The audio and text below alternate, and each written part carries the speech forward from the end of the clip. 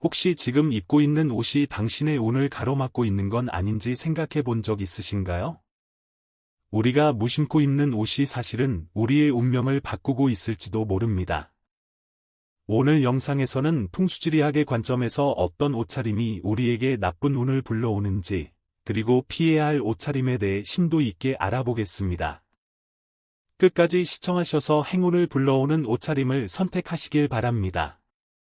이제부터는 구체적으로 옷차림에서 피해야 할 4가지 사항에 대해 설명드리겠습니다. 첫 번째, 색이 바랬거나 늘어진 옷은 입지 마십시오. 옷의 상태는 그 사람의 에너지를 반영합니다. 색이 바랜 옷이나 늘어난 옷은 낡고 힘없는 에너지를 발산합니다. 이런 옷을 입고 다니면 그 에너지가 그대로 당신의 삶에 반영될 수 있습니다. 심리학 연구에 따르면 우리가 입는 옷이 우리의 자존감과 기분에 직접적인 영향을 미친다는 사실이 밝혀졌습니다. 옷의 색상과 상태는 우리에게 자신감을 불어넣어 줄 수도, 반대로 자신감을 떨어뜨릴 수도 있습니다. 색이 바랜 옷은 무기력하고 피곤한 느낌을 주며, 이는 우리의 행동과 태도에도 영향을 미칠 수 있습니다. 한 연구에서는 사람들이 밝고 선명한 색의 옷을 입었을 때 긍정적인 에너지가 상승하고 생산성이 향상된다는 결과를 얻기도 했습니다. 풍수지리학에서는 색이 바래거나 늘어진 옷이 사람의 에너지를 저하시킬 수 있다고 봅니다. 이러한 옷은 새로운 기운을 막고 나쁜 운을 불러올 수 있습니다. 색이 바랜 옷을 입는 것은 당신이 과거의 부정적인 에너지에 얽매여 있음을 의미할 수 있으며, 이로 인해 새로운 기운이 들어오지 못하게 됩니다. 늘어진 옷은 특히 건강과 재물운에 부정적인 영향을 미칠 수 있습니다. 풍수에서는 에너지가 잘 흐르기 위해서는 의상 또한 그 에너지를 반영해야 한다고 강조합니다. 중국의 명나라 황제들은 왕국 내에서 입는 옷에 매우 엄격한 규정을 두었습니다. 그들은 색이 선명하고 상태가 좋은 옷만을 착용했는데, 이는 왕조의 권위와 운세를 지키기 위한 방법이었습니다. 낡은 옷을 입는 것은 왕의 권위를 저하시킬 수 있다는 믿음이 있었기 때문에 모든 의상은 정기적으로 교체되었습니다. 이처럼 옷의 상태가 왕조의 번영과도 직결된다는 인식이 있었습니다. 두 번째, 낡고 더러운 신발은 절대 신지 마십시오. 신발은 우리가 매일 걸어 다니며 세상과 직접 접촉하는 물건입니다. 그래서 신발의 상태는 우리의 운세에 큰 영향을 미칠 수 있습니다. 심리학적으로 깨끗하고 잘 관리된 신발을 신는 것은 자기관리를 의미하며, 이는 우리의 자신감과 사회적 인식을 향상시킬 수 있습니다. 더러운 신발은 상대방에게 부정적인 첫인상을 남길 수 있으며, 이는 사회적 기회나 인맥을 쌓는 데 악영향을 미칠 수 있습니다. 한 연구에서는 첫인상이 개인의 신발 상태에 의해 형성되는 경우가 많다는 결과가 나왔습니다. 깨끗하고 관리된 신발은 긍정적이고 성실한 이미지를 심어줄 수 있습니다.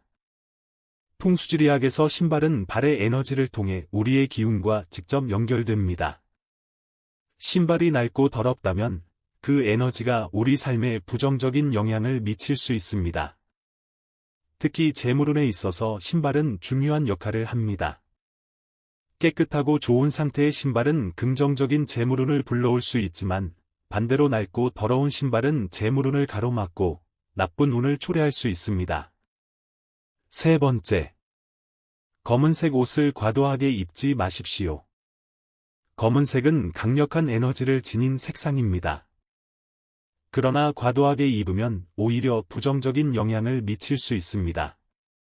심리학적으로 검은색은 권위와 세련됨을 나타내지만, 동시에 우울함과 부정적인 감정을 유발할 수 있습니다. 연구에 따르면 검은색 옷을 자주 입는 사람들은 때로는 더 우울하고 내성적인 성향을 보일 수 있다고 합니다. 특히 감정적으로 힘든 시기에 검은색 옷을 자주 입으면 기분이 더 가라앉고 부정적인 생각에 빠지기 쉬워집니다. 풍수지리학에서는 검은색이 물의 에너지를 상징한다고 봅니다. 물의 에너지는 지혜와 감정을 다스리는 데 유용하지만, 과도하게 사용되면 우울함과 불안을 초래할 수 있습니다. 특히 검은색 옷을 과도하게 입으면 주변의 긍정적인 기운이 차단되고 나쁜 운을 초래할 수 있습니다. 풍수에서는 상황에 따라 적절하게 검은색을 활용하는 것이 중요하며 과도하게 사용하지 않도록 주의해야 합니다. 중세 유럽에서는 검은색이 종교적 상징으로 자주 사용되었습니다. 특히 수도사들이 검은색 옷을 입었는데 이는 세속적인 쾌락을 멀리하고 금욕적인 삶을 상징했습니다.